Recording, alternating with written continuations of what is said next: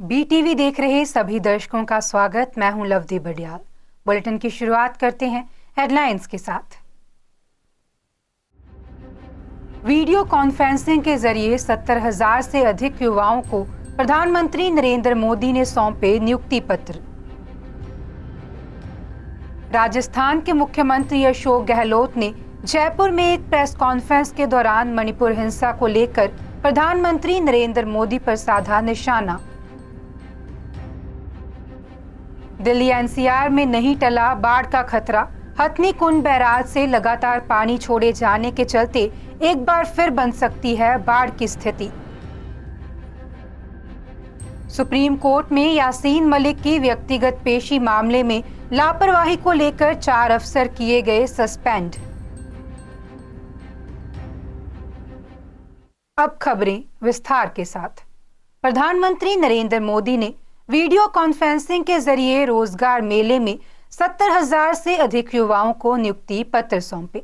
बता दें कि ये भर्तियां सरकारी विभागों और संगठनों में की गई हैं। पीएम ने इस मौके पर कहा कि आजादी के अमृत महोत्सव में जब देश विकसित होने के लक्ष्य पर काम कर रहा है, आपका सरकारी नौकरी में आना बहुत बड़ा अवसर है। यह आपके परिश्रम का परिणाम है। नियुक्ति पत्र देने के बाद पीएम ने कहा कि युवाओं को नियुक्ति पत्र मिल रही है, उनके लिए ये यादगार दिन है, लेकिन इसके साथ देश के लिए भी ये बहुत ऐतिहासिक दिन है, क्योंकि 1947 में आज यानी 22 जुलाई के दिन ही तिरंगे को संविधान सभा द्वारा वर्तमान स्वरूप में स्वीकार किया गया था। राजस्थान के मुख्यमंत्री अशोक गहलोत ने शनिवार को जयपुर में एक प्रेस कॉन्फ्रेंस को संबोधित किया। इस दौरान उन्होंने मणिपुर हिंसा को लेकर प्रधानमंत्री नरेंद्र मोदी पर निशाना साधा। उन्होंने ये भी आरोप लगाया कि संसद के मॉनसून सत्र से पहले पीएम मोदी ने अपने बयान से राजस्थान की भावनाओं को आहत किया है। गहलोत ने कहा कि जिस तरह से पीएम मोदी ने कहा कि राजस्थान और छत्तीसगढ़ के सीएम को राज्य में कानून व्यवस्था की स्थिति का ध्यान रखना चाहिए, उससे राजस्थान की भावनाएं आहत हुई हैं। उन्होंने कहा कि जनता प्रधानमंत्री की विफलताओं से दुखी है। अशोक गहलोत ने कहा कि अगर पीएम मोदी मणिपुर नहीं जा सकते तो उन्हें एक बैठक बुलानी चाहिए थी और मणिपुर के हालात की समीक्षा भी करनी चाहिए थी। उन्होंने कहा कि मैंने पहली बार देखा है कि कोई प्रधानमंत्री चुनाव के लिए कर्नाटक, राजस्थान और अन्य जगहों का दौरा कर रहे हैं, लेकिन मणिपुर का नहीं। राजस्थान के मुख्यमंत्री ने कहा कि मणिपुर में भाजपा की सरकार है। सोचिए, अगर कांग्रेस वहां सत्ता में होती तो वे क्या क्या कहते। दिल्ली एनसीआर में बाढ़ का खतरा अभी टला नहीं है। दरअसल हथनी कुंड बैराज से लगातार पानी छोड़े जाने के चलते दिल्ली एनसीआर में एक बार फिर बाढ़ की स्थिति बन सकती है। बता दें कि हथनी कुंड बैराज से भारी मात्रा पानी छोड़े जाने के बाद दिल्ली में अलर्ट जारी कर दिया गया है। 21 जुलाई को यमुना का पानी खतरे के निशान को पार कर रहा था। शनिवार 22 जुलाई को दोपहर 3 बजे यमुना का जलस्तर गिरकर 205.17 मीटर हो गया है, लेकिन देर शाम के बाद यमुना का जलस्तर फिर बढ़ने की आशंका जताई जा रही है। मौसम विभाग के अलर्ट और पहाड़ी इलाकों में हो रही बारिश को देखते हुए हथनी कुंड बैराज में भारी मात्रा में पानी पहुंचा है। यहां से पानी छोड़े जाने से यमुना नदी में एक बार फिर उफान दिख रहा है। बता दें कि इसके पहले भी यमुना के उफनाने से दिल्ली के हालात बिगड़ चुके हैं। कई इलाकों में पानी भर जाने से आवागमन ठप हो गया है। इधर एक बार यूपी के सहारनपुर से गाजियाबाद के रास्ते नोएडा जाने वाली हिंडन नदी भी उफान पर है। बता दें कि हिंडन नदी का जलस्तर लगातार तेजी से बढ़ रहा है। डेरा सच्चा सौदा सिरसा के प्रमुख राम रहीम को 7वीं बार पैरोल मिलने पर हरियाणा के सीएम मनोहर लाल खट्टर ने 2 टूक बात कही है। उन्होंने कहा कि हर कैदी के अधिकार होते हैं, इसी वजह से राम रहीम को पैरोल मिलती है।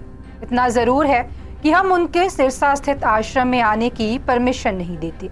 बता दें कि राम रहीम को लगातार पैरोल पर हरियाणा सरकार की आलोचना के बाद सीएम का ये बयान सामने आया है। सीएम मनोहर लाल खट्टर ने कहा कि राम रहीम अपराधी है। उन्होंने अपराध किया और उनको सजा भी मिली, पर जब उनको सजा मिल रही थी तो सरकार ने कभी ये नहीं कहा कि इसे कम कर दो। हमने सभी को सपोर्ट नहीं किया। सीएम मनोहर लाल ने ये भी कहा कि अपराधियों और कैदियों को भी कुछ अधिकार मिले हुए हैं, वे हमने नहीं दिए, ये पहले से हैं। एक अपराधी को क्या मिल सकता है क्या नहीं, ये मैनुअल में लिखा हुआ है। इस मैनुअल के हिसाब से सजा के शुरू के 2 साल में उन्हें कोई पैरोल नहीं मिली। बाद में उन्होंने पैरोल के लिए अप्लाई किया तो उन्हें पैरोल मिलनी थी तो मिल गई। ये प्रशासनिक काम है और जेल वालों ने किया है। हमारा कोई व्यक्तिगत विरोध नहीं है। कानून के हिसाब से आज भी वे कैदी हैं। कैद में रहने के बाद वे अपने अधिकार का इस्तेमाल करेंगे। जो अधिकार नहीं वह नहीं मिलेगा। उन्होंने कहा कि सरकार उन्हें कोई एक्स्ट्रा फेवर नहीं कर रही है। दिल्ली के तिहाड़ जेल प्रशासन ने सुप्रीम कोर्ट में यासीन मलिक की व्यक्तिगत पेशी मामले में लापरवाही को लेकर शनिवार को 4 अफसरों को सस्पेंड कर दिया। इनमें एक डिप्टी सुप्रिंटेंडेंट, 2 असिस्टेंट सुप्रिंटेंडेंट और एक कन्या अधिकारी शामिल है। सॉलिसिटर जनरल तुषार मेहता ने 21 जुलाई को होम सेक्रेटरी अजय भल्ला को चिट्ठी लिखकर सवाल उठाया था कि सुप्रीम कोर्ट के बुलाए बिना यासीन को कोर्ट में क्यों ले जाया गया। मेहता ने इसे सुप्रीम कोर्ट की सुरक्षा में गंभीर चूक बताया था। उन्होंने चिट्ठी में लिखा कि यासीन जैसा आतंकी और अलगाववादी नेता जो न केवल टेरर फंडिंग मामले में दोषी है बल्कि पाकिस्तान में आतंकी संगठनों के साथ संबंध रखता है, वो भाग सकता था, जबरन ले जाया सकता था या मारा जा सकता था। दरअसल 21 जुलाई को यासीन बिना बुलाए सुप्रीम कोर्ट में पेश हुआ था। कोर्ट में उसे देखकर जज नाराज हो गए थे। बता दें कि जस्टिस सूर्यकांत और जस्टिस दीपांकर दत्ता की बेंच ने कहा था कि हमने ऐसा कोई आदेश नहीं दिया जिसमें कहा गया हो कि उसे व्यक्तिगत रूप से कोर्ट में पेश होना है। चंडीगढ़ में सुबह 8:30 बजे से 4.8 मिलीमीटर बारिश हुई। इसके चलते डड्डूमाजरा से मुल्लापुर और न्यू चंडीगढ़ की तरफ जाने वाली सड़क को बंद कर दिया गया है। इस रास्ते पर यातायात बिल्कुल बंद है और यातायात पुलिस ने शहरवासियों को इस रास्ते की तरफ न आने की सलाह भी दी है। दरअसल इस रास्ते पर पटियाला की राव नदी में पानी का तेज बहाव है। इस कारण रास्ते पर बने पुल के ऊपर से पानी बह रहा है। ट्रैफिक पुलिस ने कहा कि कोई भी व्यक्ति इस रास्ते को क्रॉस करने की कोशिश न करे। ऐसा करने पर किसी भी प्रकार की कोई घटना हो सकती है। बता दें कि पिछली बारिश के दौरान इसी रास्ते पर एक स्विफ्ट कार पानी के तेज बहाव में बह गई थी। इसके भागोमाजरा निवासी हरप्रीत सिंह, खरन निवासी हरमीत सिंह, हिमाचल निवासी गुरप्रीत की मौत हो गई थी। आपको बता दें कि मोहाली और पंचकूला में भी बारिश के बाद जल भराव की स्थिति पैदा हुई है। पंचकूला के सेक्टर 19 अंडरपास में पानी भरने के कारण रास्ता बंद हो गया है। वहीं इंडस्ट्रियल एरिया में भी इसी प्रकार की समस्या आई है। मोहाली की बात करें तो सेक्टर 71 और टीडीआई सिटी सेक्टर 117 में भी जल भराव की स्थिति बनी हुई है। भोपाल में 2 बच्चों को जहर देकर सुसाइड करने वाले दंपत्ति के घर चोरों ने धावा बोल दिया। बदमाश सोने मकान का ताला तोड़कर अंदर घुसे और यहाँ से जेवरात, टीवी समेत अन्य सामान ले गए। बता दें कि शनिवार सुबह करीब 11 बजे पड़ोसियों ने पुलिस को घटना की सूचना दी। आपको बता दें कि 13 जुलाई को रातीबड़ की शिव विहार कॉलोनी में भूपेंद्र विश्वकर्मा ने अपनी पत्नी रितु के साथ सुसाइड कर लिया था। इससे पहले 2 बेटों ऋतुराज और ऋषिराज को जहर दिया था। पुलिस के मुताबिक भूपेंद्र के घर के करीब ही किसी नीरज बाथम का मकान है।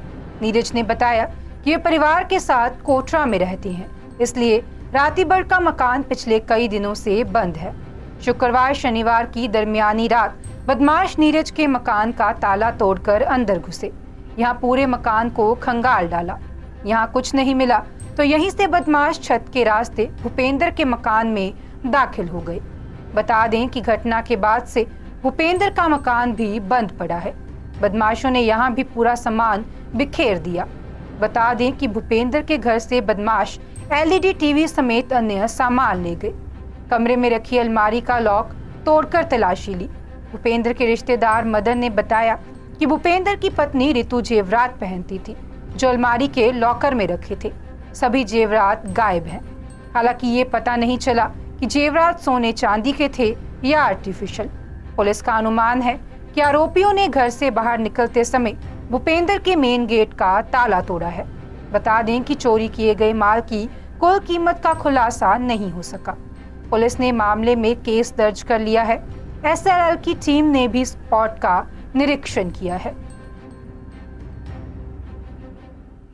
आज के बुलेटिन में फिलहाल इतना ही। आप देखते रहें BTV। Be positive, be yourself.